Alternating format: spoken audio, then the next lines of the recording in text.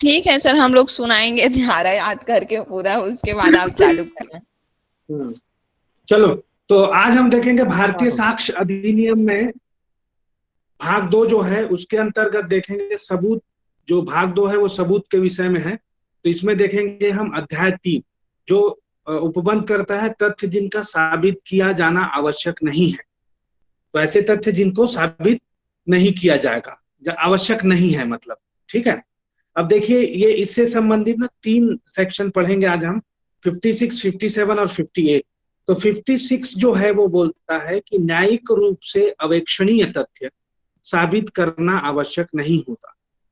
तो यहाँ पे देखिए, जिस तथ्य की न्यायालय न्यायिक अवेक्षा करेगा उसे साबित करना आवश्यक नहीं होता है। अब धारा जो 57 है वो बताता है कि वे तथ्य जिनकी न्यायिक अवेक्षा न्यायालय को करनी होगी, ठीक है।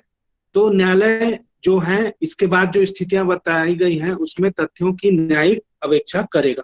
तो पहला है कि भारत के राज्य क्षेत्र में प्रवृत्त समस्त विधियां, तो इनको जैसे जो प्रवृत्त विधि है उनको आपको साबित करने की आवश्यकता नहीं है, तो उनकी क्या है, न्यायिक अवेक्षा करेगा न्यायालय, है ना। उसके बाद दूसरा देखें कि यूनाइटेड किंगडम की पार्लियामेंट द्वारा पारित या एतत् पश्चात पारित किए जाने वाले समस्त पब्लिक एक्ट तथा वे समस्त स्थानीय और पर्सनल एक्ट जिनके बारे में यूनाइटेड किंगडम की पार्लियामेंट ने निर्दिष्ट किया है कि उनकी न्यायिक अवेक्षा की जाएगी। तो ऐसे सभी विधियों की भी क्या करेगा, न्यायिक अवेक्षा करेगा न्यायालय। उसके बाद देखिए, भारतीय सेना, नौसेना और वायुसेना के लिए युद्ध की जो नियमावली है उसकी भी न्यायिक अवेक्षा की जाएगी। चौथा देखें, यूनाइटेड किंगडम की पार्लियामेंट में भारत की संविधान सभा की, संसद की तथा किसी प्रांत या राज्यों में तत्समय प्रवृत्त विधियों के अधीन स्थापित विधानमंडलों की कार्यवाही का अनुक्रम है, उनका न्यायिक अवेक्षा किया जाएगा। ग्रेट ब्रिटेन और आयरलैंड की यूनाइटेड किंगडम के तत्समय प्रभु का राज्यरोहण या राज्य हस्ताक्षर।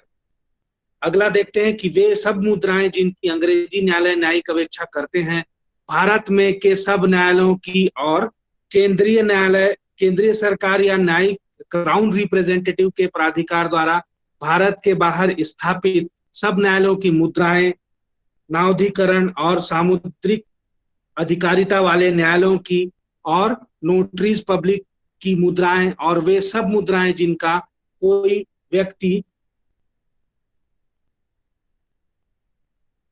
संविधान या यूनाइटेड किंगडम की पार्लियामेंट के लिए किसी एक्ट या भारत में विधि का बल रखने वाले अधिनियम या विनियम द्वारा उपयोग करने के लिए प्राधिकृत है। अगला देखते हैं 7, किसी राज्य में किसी लोक पद पर तत्समय आरूढ़ व्यक्तियों में के कोई पदारोहण, नाम, उपाधियों, कृत्य और हस्ताक्षर यदि ऐसे पद या उनकी नियुक्ति का तथ्य किसी शासकीय राजपत्र में अधिसूचित किया गया है। अगला है, भारत सरकार द्वारा मान्यता प्राप्त हर राज्य या प्रभु का अस्तित्व, उपाधि, राष्ट्रीय ध्वज।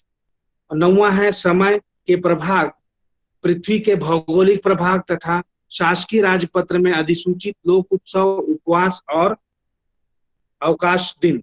अगला है, भारत सरकार के आधिपत्य के अधीन राज्य क्षेत्र और भारत सरकार व अन्य किसी राज्य या व्यक्ति के निकाय के बीच संघर्ष का प्रारंभ, चालू रहना और पर्यवसान।